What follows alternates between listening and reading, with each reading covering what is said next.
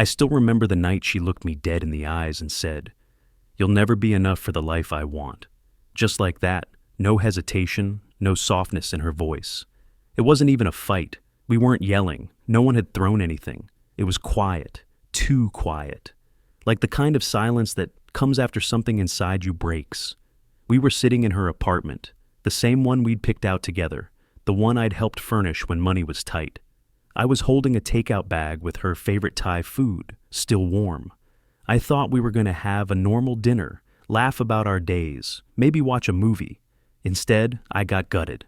My name is Marcus Reed. I grew up in a small town outside St. Louis, raised by a single mom who worked double shifts at a diner and still found time to help me with algebra.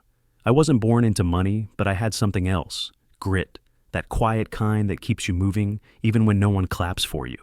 I worked my way through community college, took internships nobody wanted, learned every damn thing I could about branding, media, and marketing. By 28, I was finally getting noticed. I had started my own agency, small but real, and landed a couple of mid-tier clients that trusted me. Then came Alyssa. She was dazzling, one of those people who just fit into any room. She worked in fashion PR and had an Instagram following that would make your head spin. We met at a networking event, and honestly, I thought she was out of my league. But somehow she saw something in me. At least I thought she did. We dated for 2 years. She moved in. We talked about kids, a house, building an empire together. She told me she believed in my vision, said I was different, said I made her feel safe.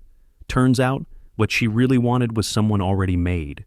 A week before our engagement party, she got an offer. Creative director at one of the biggest luxury brands in the country. It was everything she'd ever talked about. But instead of celebrating, she sat across from me and said, I didn't match her future, that I was too much potential and not enough product. Her words. And when I asked her if that meant we were done, she shrugged. You're a good man, Marcus, she said, but good isn't always enough. I didn't even know how to respond. My hands were shaking, heart pounding in my ears. I felt like I'd been dumped into cold water. All the plans, all the nights spent dreaming together, just erased. Because I wasn't standing on a Fortune 500 stage yet. She didn't just break my heart that night. She cracked open a fire I didn't know I had. But right then, I wasn't angry. Not yet.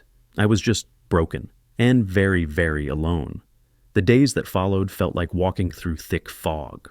I went through the motions, showering, answering emails, pretending to eat. But it was all mechanical. At night, I'd lie awake on the couch, staring at the ceiling, replaying everything she'd ever said to me. Every I love you, every we'll build this together, every quiet moment that now felt like a performance.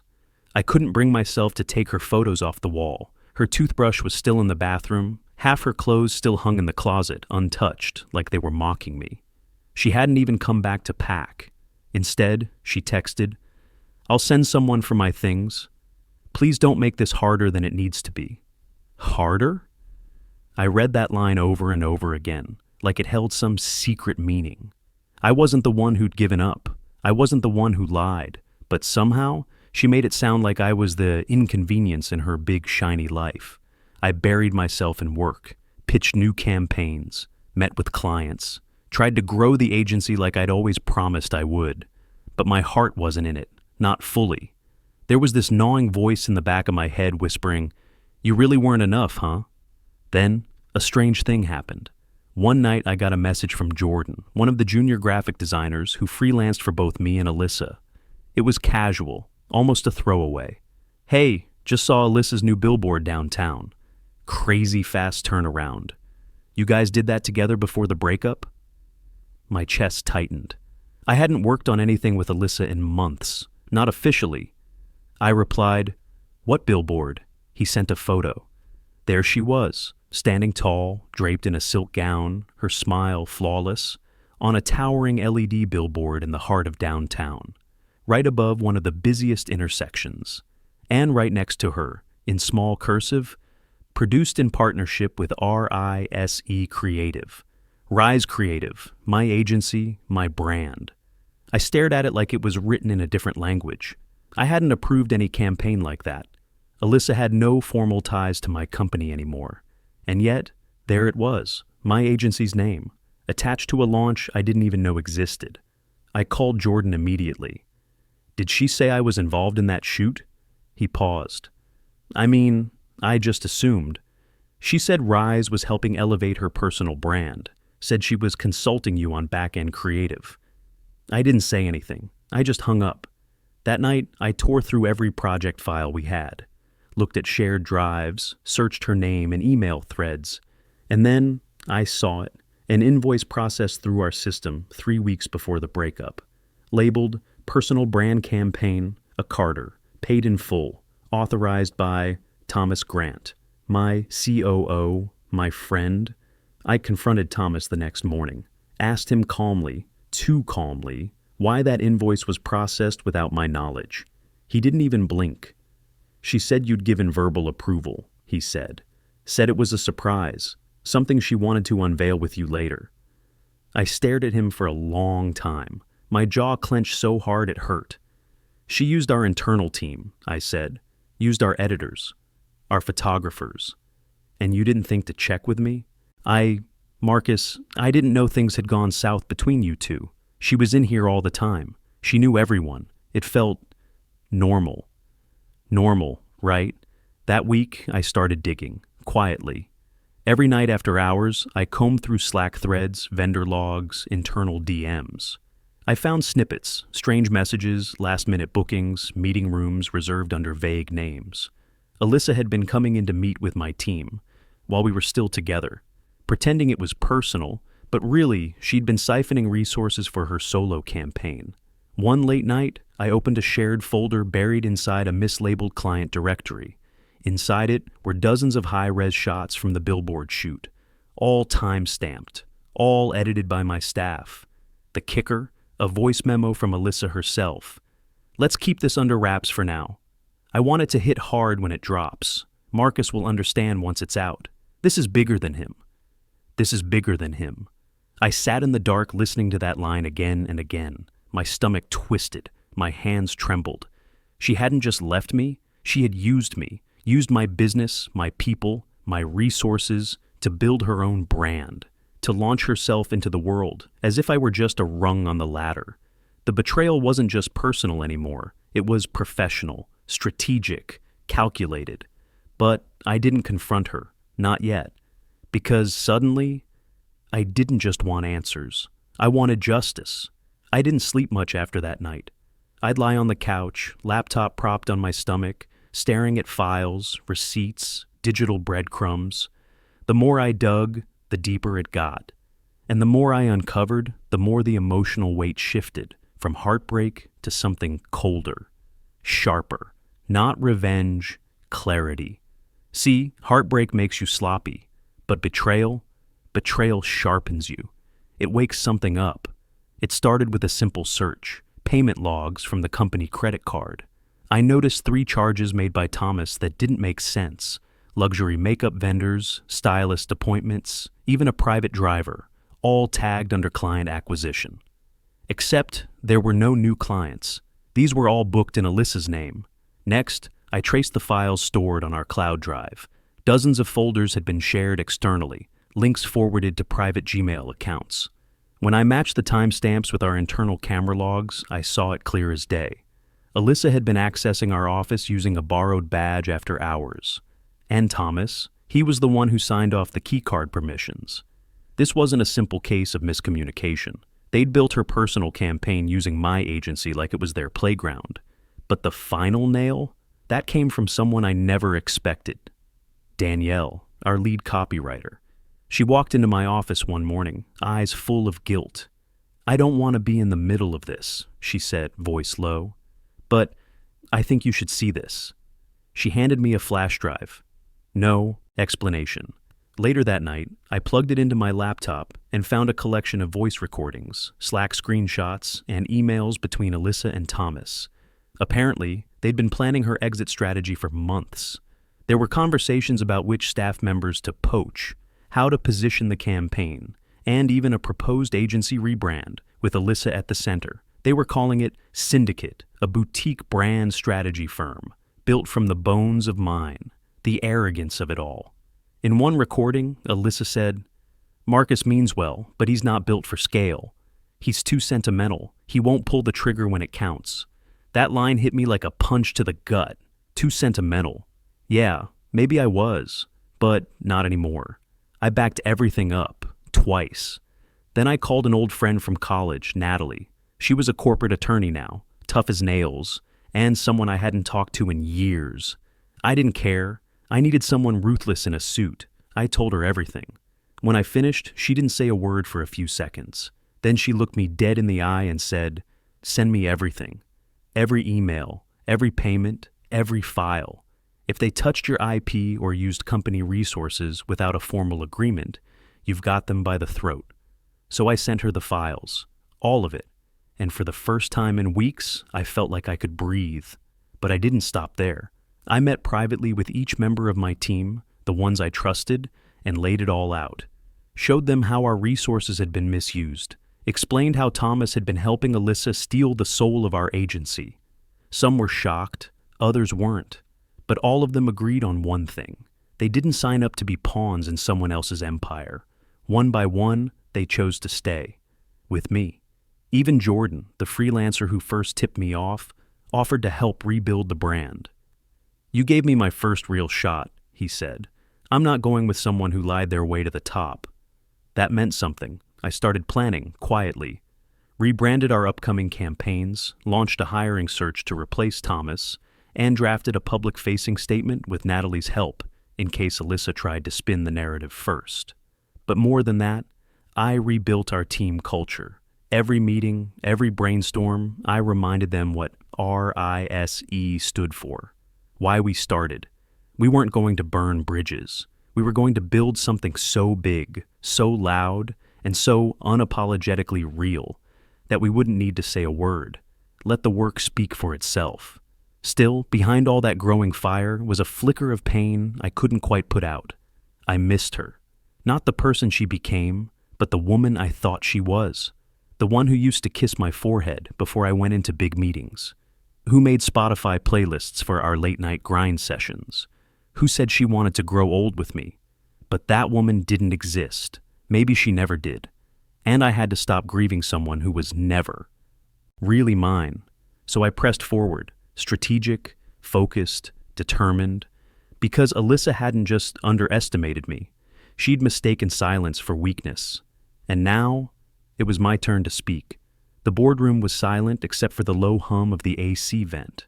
Sunlight streamed through the floor-to-ceiling windows, casting long shadows across the table. I sat at the head, calm on the outside, but every nerve in my body was wired tight.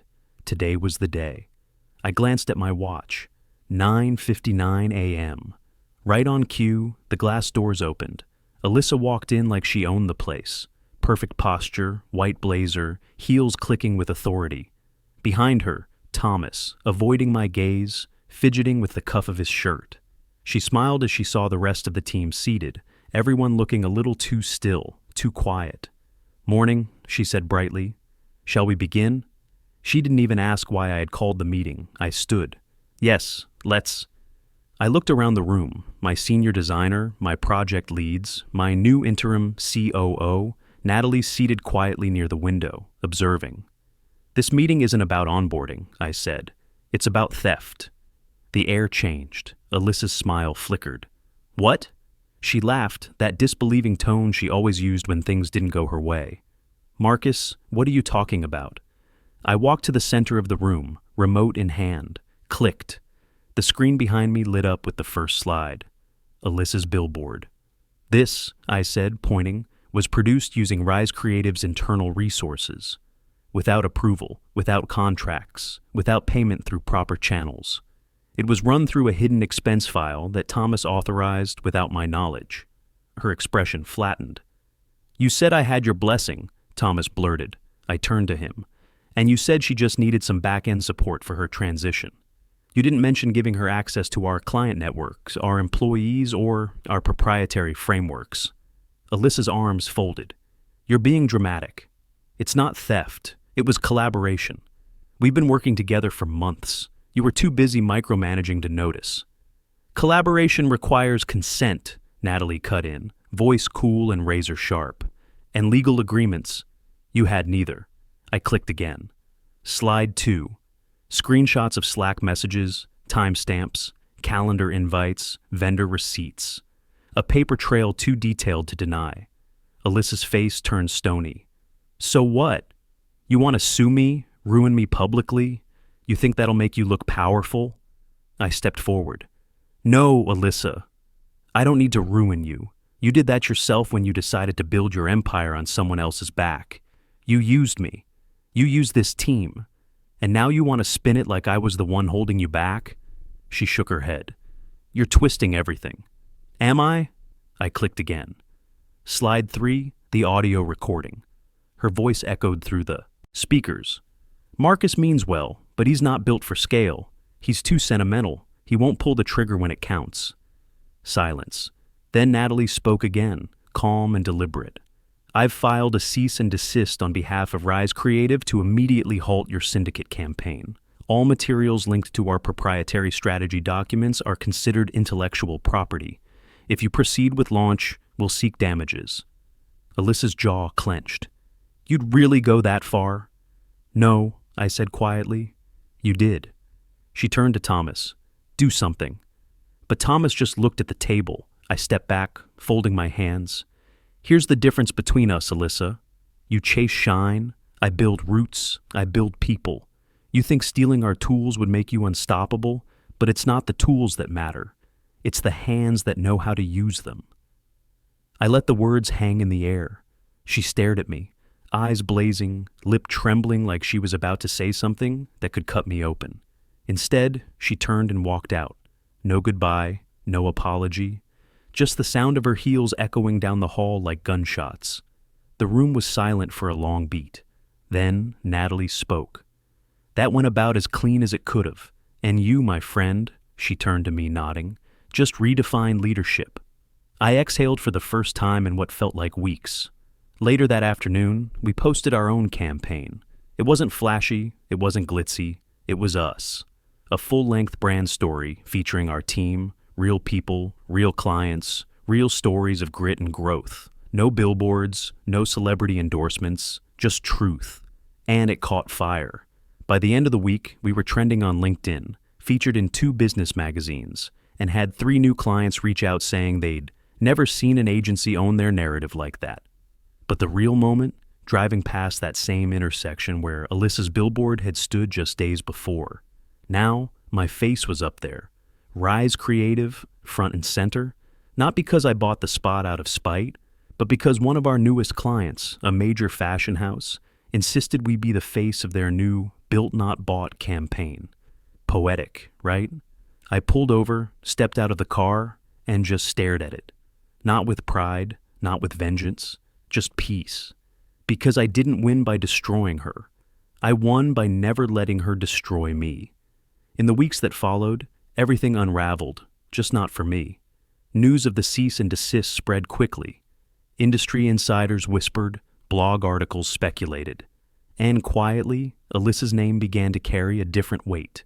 Brands pulled out of early-stage talks with Syndicate. Her campaign launch was halted indefinitely. The Billboard contracts were canceled, and the fashion label she was working with distanced itself within days. She posted once, some vague, cryptic message about false narratives and people afraid of progress. It didn't land.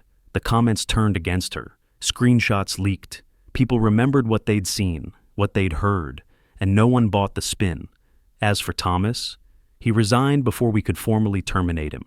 Sent a cold email with no subject line and 2 sentences of regret. I didn't reply. Natalie made sure he'd be flagged on any future background checks involving IP mishandling, quiet consequences, but permanent ones. Still, it didn't feel like victory. I thought it would. I thought I'd feel powerful standing above the wreckage they caused, but really, I just felt lighter. It was like a weight had finally been cut loose. Not just them, but the part of me that had always wondered if I needed to prove my worth through someone else's love. The part that needed to be seen to feel real. One night, I found Alyssa's name in my phone and hovered over it for a long while. I thought about calling, maybe to say, why? Maybe just to hear her voice and put a period on the sentence we never finished. But I didn't. Some stories don't get neat endings, and some people don't deserve one.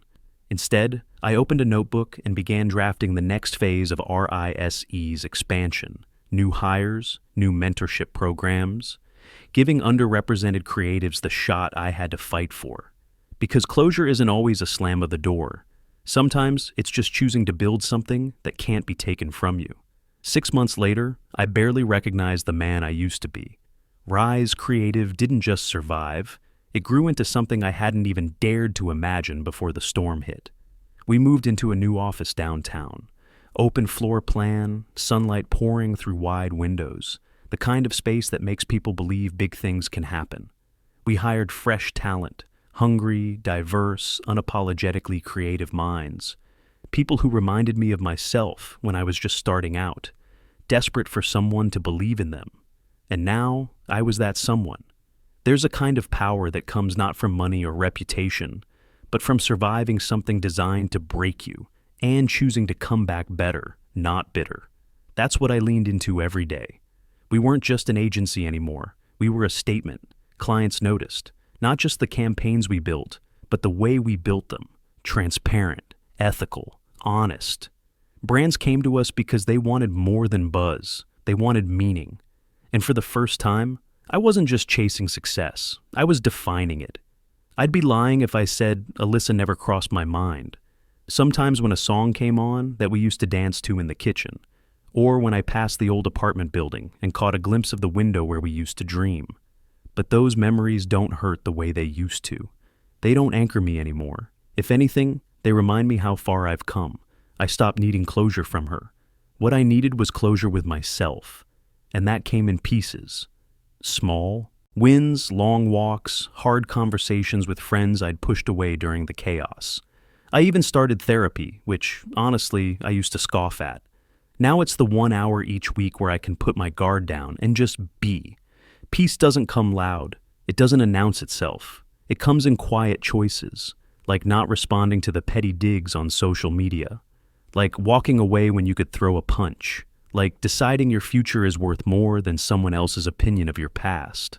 One morning, I walked out of a client meeting, and there it was again, that same billboard spot downtown. This time, it held an ad for our latest campaign, a non-profit initiative spotlighting youth artists from underserved communities. No celebrities, no stage perfection, just real stories, real people, and at the bottom corner, powered by RISE. I stood there for a long moment, hand in my pocket, sun on my face. A few people walked by and glanced at it, then at me. One of them smiled. "That's your agency, right?" "It's everywhere now." I smiled back. "Yeah," I said, "it is." And for the first time in my life, that was enough. If there's one thing this entire journey taught me, it's that being underestimated can be the greatest gift in disguise. When someone tells you that you're not enough, what they're really doing is handing you a mirror and daring you to see yourself through their limitations. The mistake is believing that mirror is accurate, that their reflection of you is truth. But it's not. The truth is quieter. It lives in your actions, your resilience, your refusal to fold when everything in you wants to run. It's in the days you show up for yourself when no one else does. It's in choosing to rebuild, not just to prove someone wrong, but to prove to yourself that you never needed their validation in the first place. Alyssa didn't break me. She revealed me. She stripped away the comfort, the illusion, the idea that love should ever be transactional. And in doing so, she made space for something better, something real, not just in my career, but in how I saw myself, as a man, as a leader, as a human being. I learned that loyalty to yourself must come first. That strength isn't in how loud you respond to betrayal, but how silently you rise beyond it. And that justice, real justice, isn't about destroying the people who hurt you. It's about building a life so full, so complete, that their absence becomes irrelevant. So, to anyone listening, standing in the ruins of a heartbreak or betrayal, wondering if you'll ever feel whole again, you will. But not because someone comes back, not because the world suddenly sees you. You'll feel whole the moment you do. The moment you stop waiting to be chosen and start choosing yourself, fully, unapologetically, unshakably. Because sometimes the best revenge isn't rising above them, it's rising without them, and knowing deep down that you were always enough.